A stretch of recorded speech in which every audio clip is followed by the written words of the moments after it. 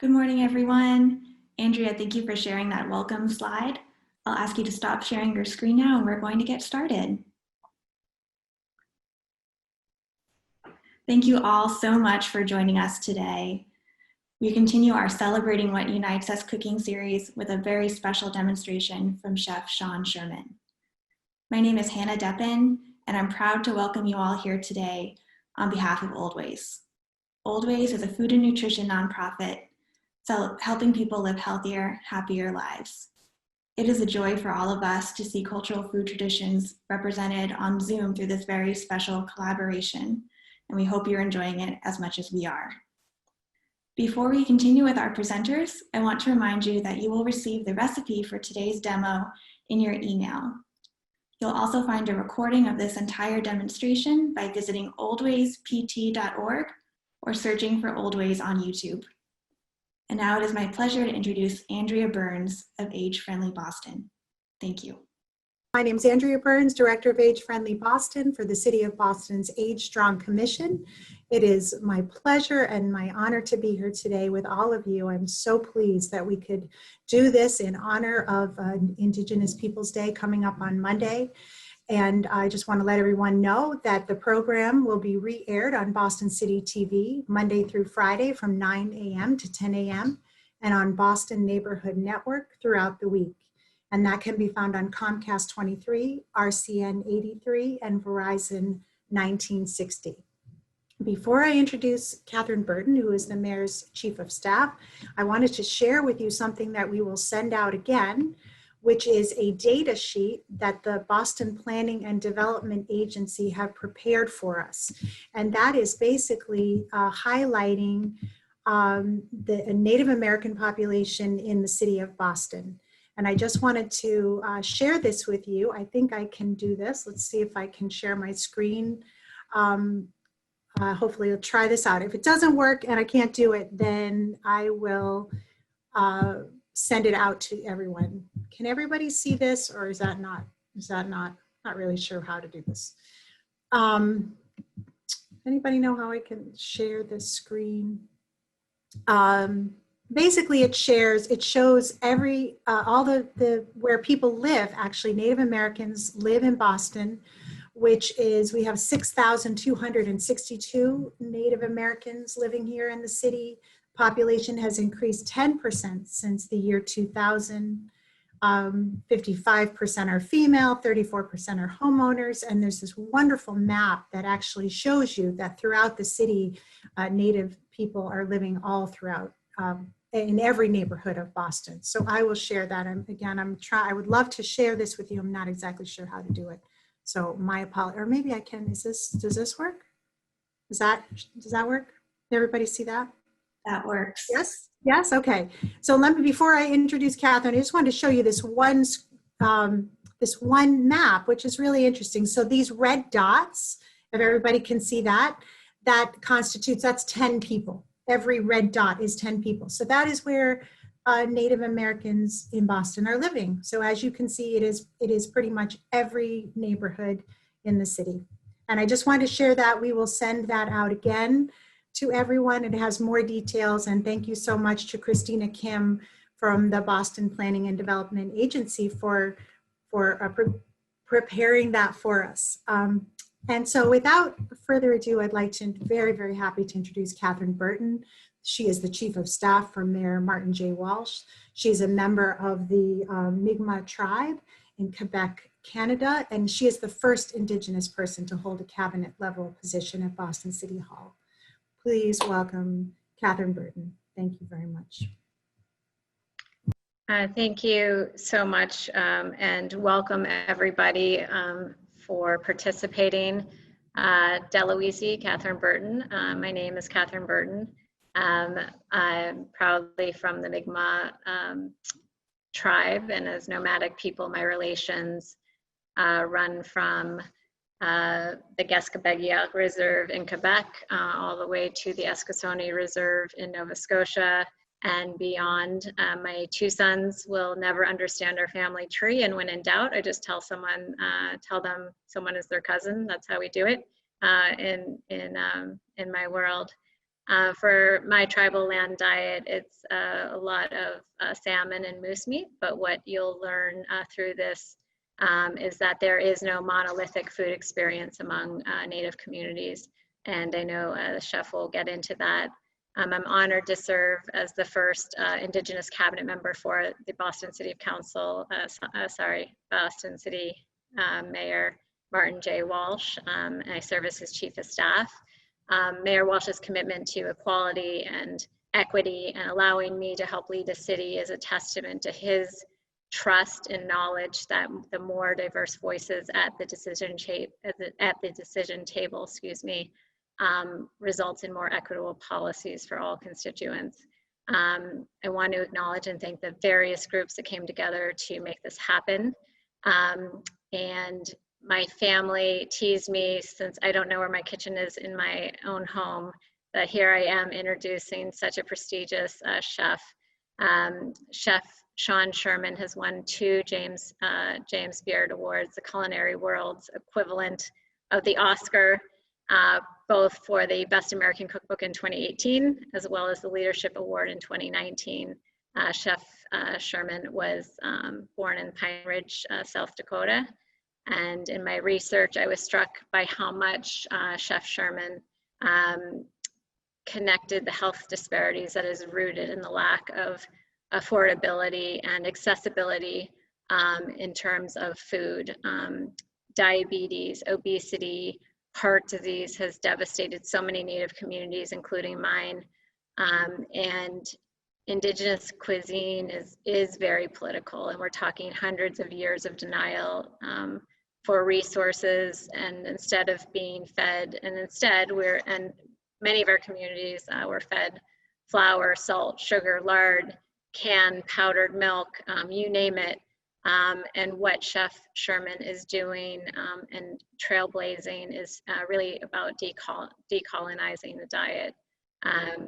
My sister-in-law, and I don't know if she's watching, Vicky Metallic, sent me the following. And for context, our tribe in Nova Scotia is actually currently having a lobster dispute.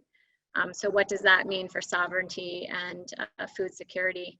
It's a fight for Indigenous chefs like Chef Sherman to serve what our treaties promised us.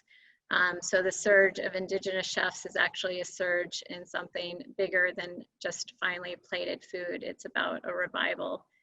So Chef Sherman Willalian, for reviving what our communities desire at a time when people are literally and figuratively hungry for change.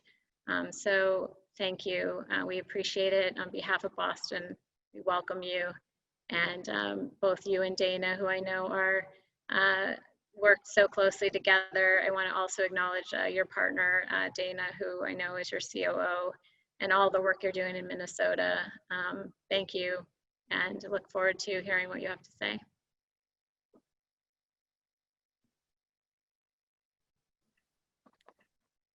Thank you so much for those wonderful introductions. We're going to play a cooking demo from Chef Sherman. If you have questions as you watch, please type them in the Q&A and chat, and we will answer them live after. Enjoy.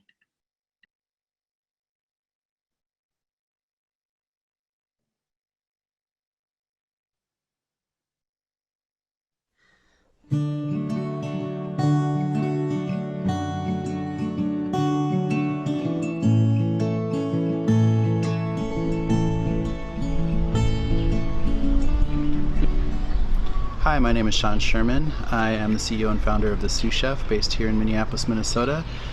We also have a nonprofit called NATIFS, or North American Traditional Indigenous Food Systems. This year we are opening up our first restaurant model called Indigenous Food Lab. It's going to come in a couple of phases. As we know, with this COVID crisis, it's not safe to have a lot of dine-in restaurants at the moment. So we want to open up a place where we can teach a lot about cooking, especially with Indigenous foods, which is our focus. Our focus has always been with Indigenous foods of North America. We created the Sioux Chef brand in 2014, and in 2015 we started working on this cookbook, which came out in 2017, called The Sioux Chef's Indigenous Kitchen, written by myself and my good friend Beth Dooley.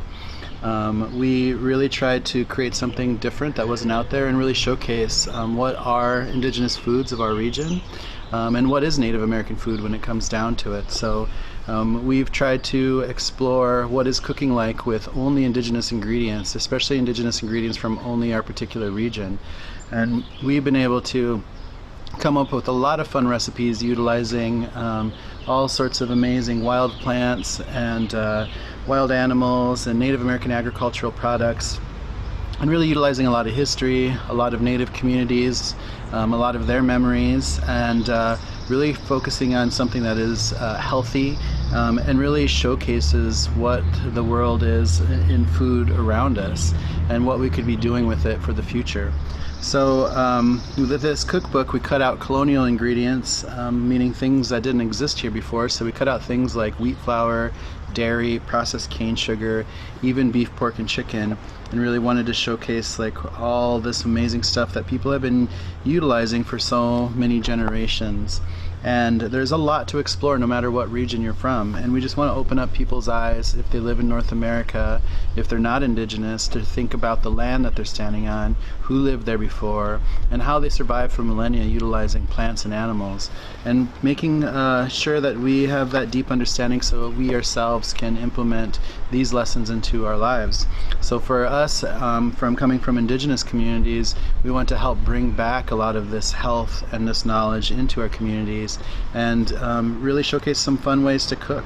And that's what it's all about, is having fun with cooking. So really what we're going to do today is I'm just going to showcase a really simple meal.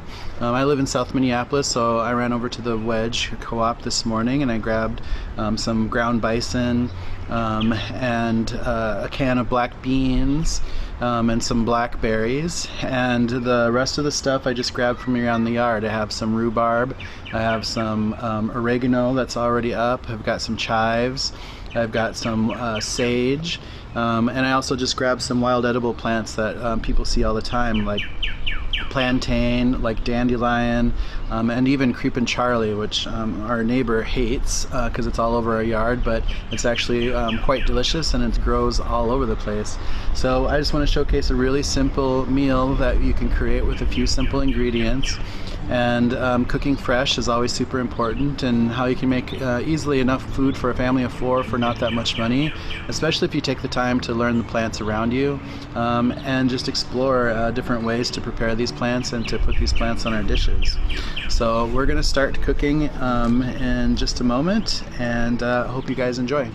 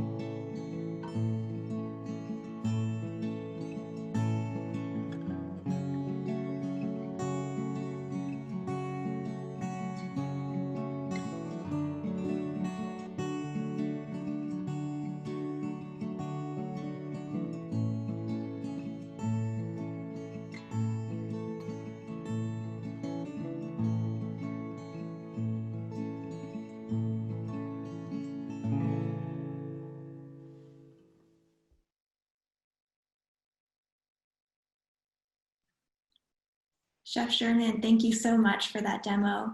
And thank you so much for joining us here today. Yeah, thanks for having me. I'm glad everybody got through that. I recorded that all by myself and edited it myself too. So I'm better at being a chef than I am a video editor, but I feel like it got the point across. It looked wonderful. Thank you so much. Yeah, thank you. We're gonna take some audience questions now. We have quite a few coming in. Yeah, of course.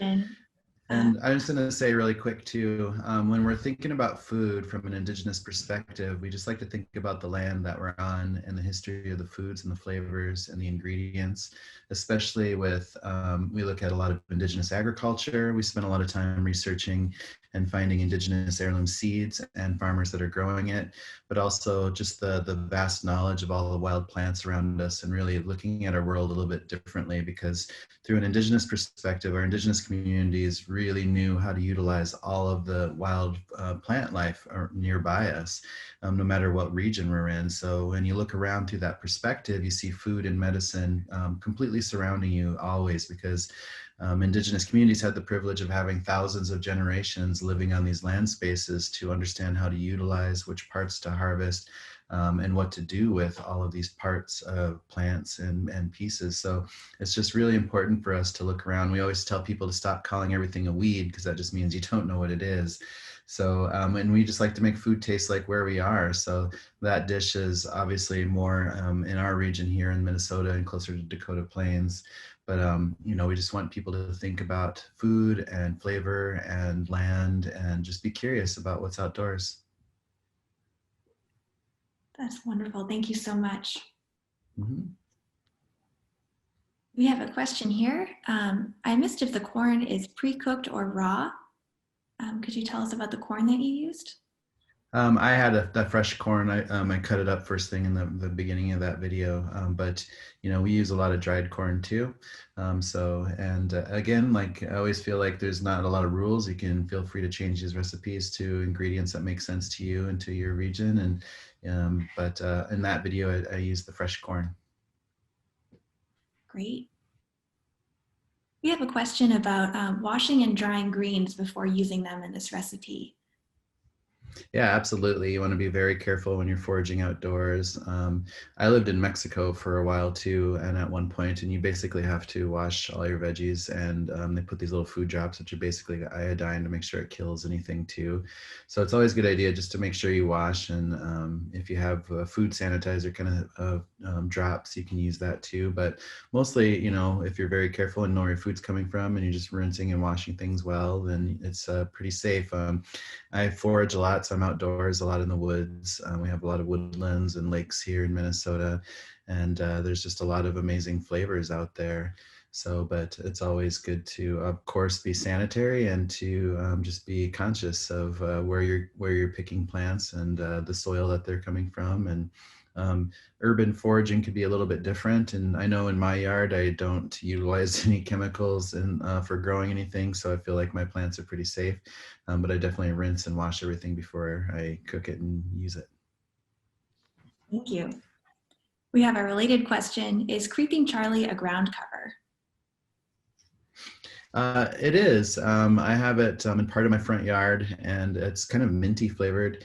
And it kind of just, it's a little crazy because it likes to go all over the place, but because I've been using it and putting it in food a lot, I've been kind of keeping it back. And I feel like it's just a softer plant. And, you know, I think people should think about landscaping with the purpose of food. I always tell people that lawns are stupid because it's a waste of time to be growing a monoculture that actually does nothing for you, but wastes time and energy to maintain it. So I always think about, like, you know, creating a space where there's lots of food, lots of edible plants that grow well, and you can still make your yard beautiful. Great. Could you recommend another oil if someone wasn't able to get sunflower oil? We use sunflower oil just because sunflower is part of the indigenous diet, and it's just a really nice one. But any, you know, oils are pretty nice, especially sunflower oil is so neutral and mellow. But you can use there's really no rules. So if you want to use olive oil, if you want to use avocado oil or coconut oil, I feel like coconut oil has a little bit more flavor. But yeah, there's a lot of even nut oils and stuff. But we find sunflower oil pretty easily when we keep our eyes open for it. Great. We have a question about identifying edible wild plants. Is there a resource or a book that you turn to, or that people who are watching could turn to identify those? There are so many resources out there online, in books. There's apps that you can utilize if you just look up whichever phone you might be using, if it's an iPhone or something like that. But there's all sorts of, I use an app where you just basically take a picture of a plant and it'll give you some thoughts of what it is, and it's usually pretty accurate. I'd say it's like about 85% accurate of what it identifies. So we live in a world with such technology and resources that, and plus there's a lot of specialists in all these different regions. So I'm sure there's groups out there online and people who teach about wild plants in separate regions. But I think it's just a really fun way to look at the world around you. Especially with kids, it's really fun to teach them a few plants because they remember it, and it just kind of soaks in, and they start to see the world a little different. That's great.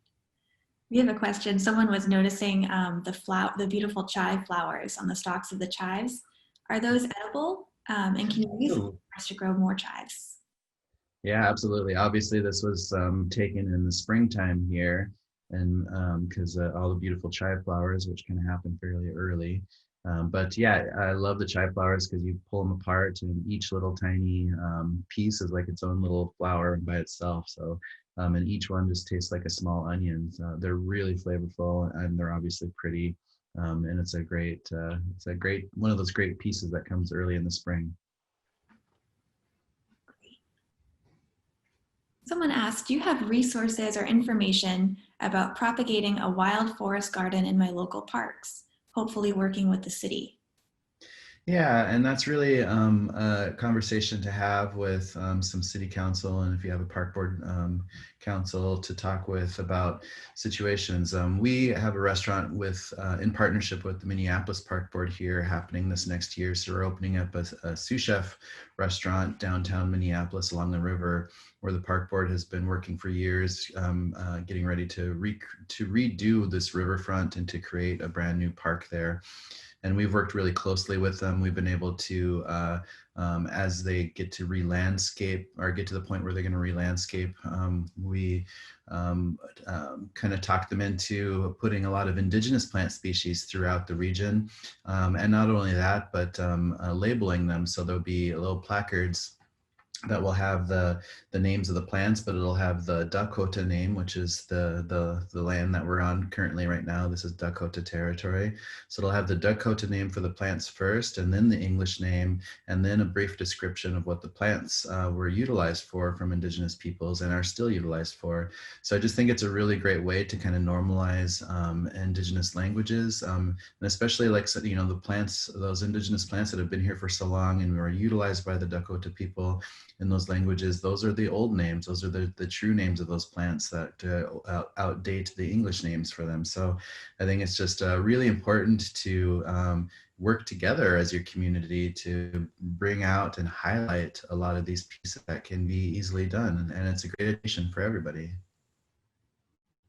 Great.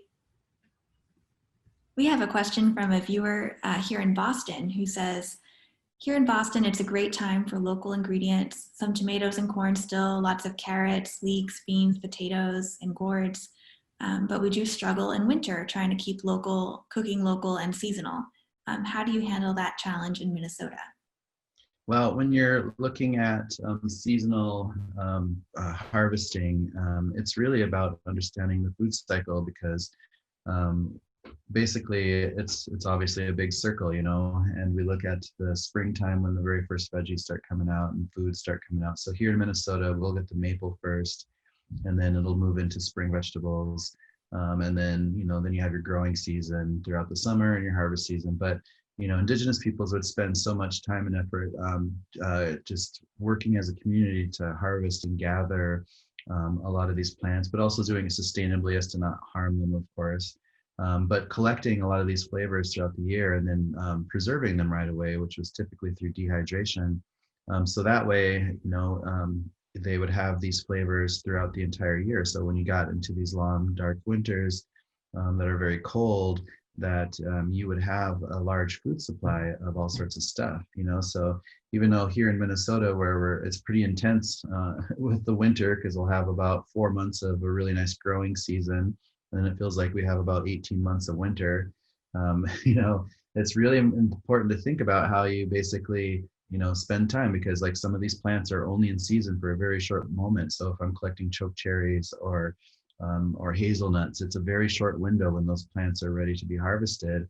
And if you miss that part of the season, then you'll have to wait till the next year, basically. So we spend a lot of time in our kitchen as just processing a lot of these foods. And we spend a lot of time going outdoors and collecting these things when things are in season, and just having them on hand. So we're creating our own indigenous pantry that has flavors that makes it taste like exactly where we are. And we like to think about food like that. We like to think about food and region and time and place. So when we're creating recipes, like say here in Minnesota, where we'd be utilizing things like walleye and wild rice and blueberry and rose hips and cedar. And you can literally just stand on the shore of one lake in Minnesota, look around and see all those ingredients nearby you. And we really feel like food should have that, and people should really celebrate the diversity of the regions that they're in and the flavors that are from their areas, to make it unique and make it stand out, and celebrating those diversities. Yes, thank you. We have a question here. As we all know, it can be hard to change our food habits. What have been some ways you've helped people get accustomed to eating in more healthy ways? Well, I feel like with the food that we're working with, it just happens to be really healthy. Our focus is really trying to bring awareness to Indigenous peoples, Indigenous foods, Indigenous foodways, and to really think about food security and food sovereignty and how we can work better, and how we should really be thinking about community-based food systems and supporting local food systems. Because, I feel like the pandemic has really shown us how vulnerable we are to be over-reliant on industrialized foods and foods coming from all over the place, when we should really be supporting our local growers. And because that's our safety net, if everything goes wildly wrong, which it obviously can, as we all know now, that we should really be putting a lot of effort into supporting local growers and local food systems, creating parkways that are edibles that can be harvested and can hopefully create community pantries even, So I think it's just going to be really important to think and to utilize this time to kind of reset and to eat healthier, because we need it for our personal being and for our families. And so many of these illnesses that we have out there are coming directly from these foodborne illnesses, are coming from the food that we're putting in our mouths, So we need to be conscious. We need to teach our kids better about these foods and how to eat healthier. And, we need to cook at home more, which we're all doing right now. And I think we all feel better when we're eating healthier foods. Absolutely, thank you. Yeah. A question about your cookbook. Where do you recommend people can find your cookbook? Well, we always tell people that they should just go and support their local bookstore, so that if they have a local neighborhood favorite bookstore, just ask them to bring it in. Otherwise, of course, you can find it online pretty easily too. But it's definitely out there, and we just hope people use that as a guideline to think about food and how they can see how we were playing with recipes from our region, and kind of apply that ideology, methodology to whatever region they might be in. Thank you. We have quite a few questions about the ground bison. People wondering if turkey, lamb, or beef are good substitutes. Would you like to talk about that? Well, there's no rules really, but we just we're focused on indigenous proteins. So here in Minnesota, we use a lot of bison, venison, elk, rabbit, and there's lots of birds like ducks and geese and quail. We have a lot of lake fish here, but you guys have a lot of the same stuff out in those regions. You have a lot of the same forest animals, but you also have the coastal regions, which are amazing. So there's so much seafood. So really, you can do whatever feels good to you and what your favorite protein is. And there's just try to get people to experiment outside of beef, pork, and chicken if they can, and to taste some different animals. Yes, thank you. And we have a question about the herbs that you picked in your backyard. Do you have a method for preserving those? I just like to dehydrate them a lot. I like to just tie them up and just let them air dry. So I'll have a lot of herbs just kind of hanging around the house, and it makes the house smell good. And then you just have, after they're well dehydrated, you can just crumble them up and put all of the stuff into a jar. So you're making your own dried oregano and dried parsley and dried whatever herbs you might be growing. So it's really simple. You can buy a food dehydrator if you want to. I have one, which I do use for some things. But for herbs, it's pretty simple, just to take a piece of string and just tie them all together and just let them hang and let them dry out for a few days. That sounds great. Thank you. Yeah. Chef, thank you so much. We have so many comments from people coming in that they can't wait to make this meal. They can't wait to visit your restaurant and try out your cookbook. And we're so grateful. And at this time, I'll invite Barbara on to thank you and to give her concluding remarks. Oh, this is when I have a chance to, this is almost one of the nicest parts, when I have a chance to say thank you so very much. Thank you, Chef Sherman. Thank you, Katherine Burton. And to all of us joining us this morning. They're clearly lessons learned, takeaways. You are reminding us how Indigenous people so thoughtfully integrate into the surrounding natural world and celebrate heritage, values, and communities. Those elements that we all take so dear. In you, we witness a great respect for nature, for our earth, and for our natural environment. You are clearly making a difference, and we are so very, very grateful for sharing these gifts with us this morning. Thank you so much.